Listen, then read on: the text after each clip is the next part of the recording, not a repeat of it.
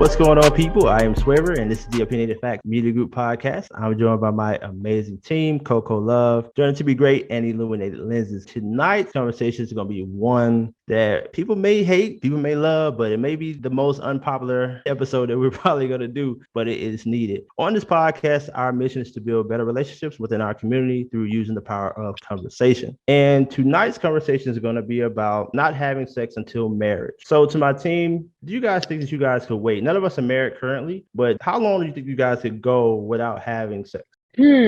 Well, truth moment, I went 2 years and I honestly was in that mindset that I'm waiting for marriage and that's that. However, I relapsed. So I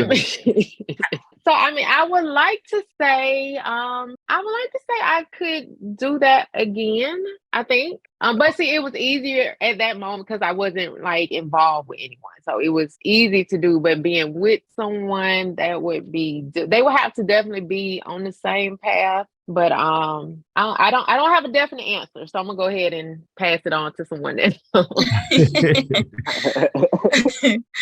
I would say I definitely would give it a good college try. Okay. And I'm not saying that I couldn't do it like you as well. Like I've gone I don't know if it was 2 years, but I've gone a very long time before without having sex, with not being involved with anyone. So I could do it if I'm not involved for sure.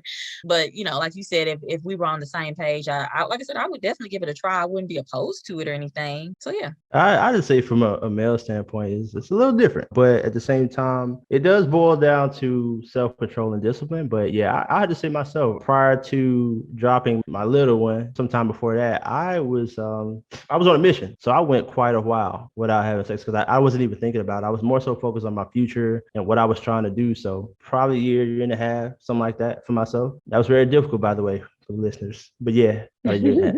I'm on a mission right now, though. But yeah, year and a half. What about you, E? Okay, E. Yo, like you're real quiet over there. Me on the spot.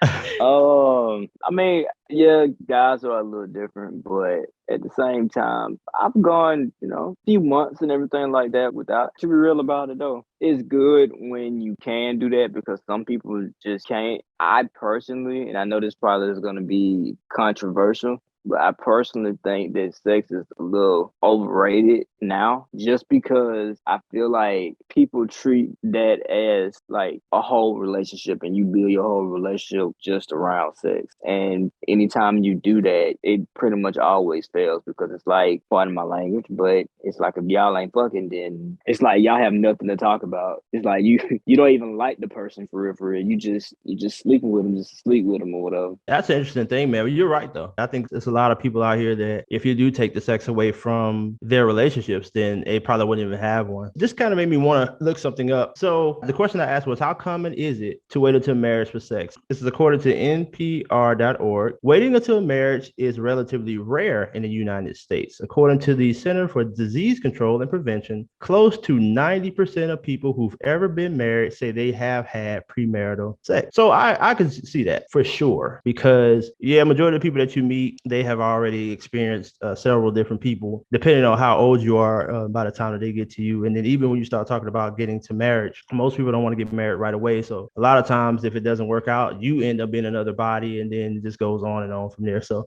I thought that was interesting. Yeah, very much so. Even on like a scientific chemical level or whatever, I was looking up some stuff myself. And during, when you're intimate with someone, chemicals are released in the brain, such as vasopressin in men and oxytocin in women. And so with the vasopressin, it's associated with physical and emotional mobilization that helps support vigilance and behaviors needed to guard your partner. And with women, when we release the oxytocin, it's related to like trust, empathy, positive memories, and bonding cues. So when you get together and you have all these chemicals going on, and you do this like premature, like before you actually get to know a person. And I know a lot of times for women, we get with a guy and he blow our back out or whatever. We start to ignore ignore some of the things that probably we really wouldn't you have dealt with him had we not gave it up so quick. So it's just a lot of times those chemicals and all those feelings or whatever starts to cloud your judgment as far as, is this someone I can really be with? And like you mentioned, you take the sex away, that you realize it's nothing we have in common. And like you said, I really don't like this person outside of the bedroom.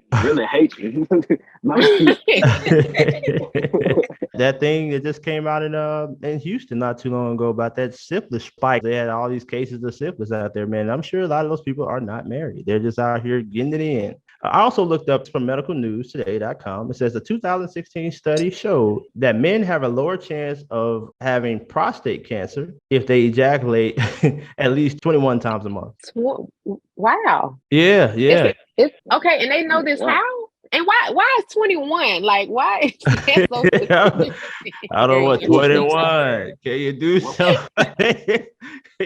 But yeah, I saw that. That's interesting, man, from medicalnewstoday.com. And also, here's something that's really cool for women. It says females, when they are active on the regular, it strengthens their pelvic floor and it supports their bladder and it reduces incontinence. So that incontinence is basically when you have a problem with holding pee. So you pee even when you on yourself, even when you're not trying to pee. So it's like leakage. So that's so interesting because I was in the okay, so like at where I used to work, right? You know, you go to the restroom, you know, and there's several stalls, right? And I'm in my 30s, so I've been peeing in public restrooms for a long time. And I was in the stall using the bathroom, and I was finishing up, and this lady came in. I don't know who it was, but like she seemed heavier set just by the way her ankles looked. But anyway, under the stall. But anyway, she seemed to be in a rush. You got some mighty healthy ankles. Yeah, she seemed to be in a rush to make it to the toilet, right?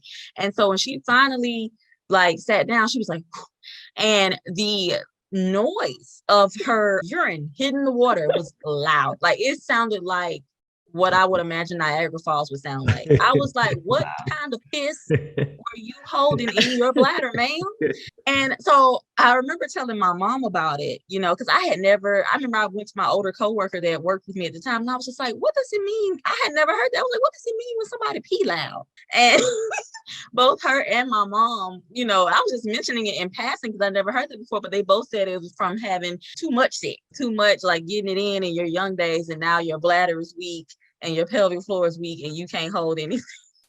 I also heard that it was from having a lot of kids, one or the other. So it's just funny that you mentioned that. Now that it's scientifically proven that is not the case, and it's the opposite. I'm sorry, I had to share that. Yeah, it's some very interesting things out here. A lot of misinformation, and, you know, people just making things up. But at the same time, they mean well when they're saying certain things. So I wanted to move on to the next thing, man. You know, this is more so for the men. You know, I have had this conversation with different men, and these men, I can't go without having sex. It's just something I just can't do. And so I said, let me go look this up. So I wanted to go look up how long can a man generally go without having sex. And so the Center.com, they said that generally 4 to 5 weeks is how long a man can go before he starts experiencing some mental, religious, and social effects. Now, we can go into a whole lot of that, but I will say that I do think initially you do experience maybe some withdrawals, especially if you are, you know, currently having a lot of sex and that you have to go through that period of time without having it. I do think that can cause you some issues, but I could just say from personal experience that after you get to a certain point where you get used to not having it, it gets kind of normal. Doesn't mean you don't want to, but it does get normal for you not to have it, and you start to develop a different type of discipline for yourself. So I'll say that. Well, this conversation with 5, 6, 7 different ways. But we started off talking about abstinence, and then we just went into ejaculation and just went everywhere. Much like ejaculation. Oh shit. Well, that's what we got for you guys. We just want to come and talk about this a little bit because we know this is big in our community. Again, we want to thank all of you for taking the time to listen to us. We really appreciate you guys. I'm joined by Coco Love, Dream to be Great, Illuminated Lenses. This is the Opinionated Facts Media Group podcast. I am Swaver. Until next time, peace.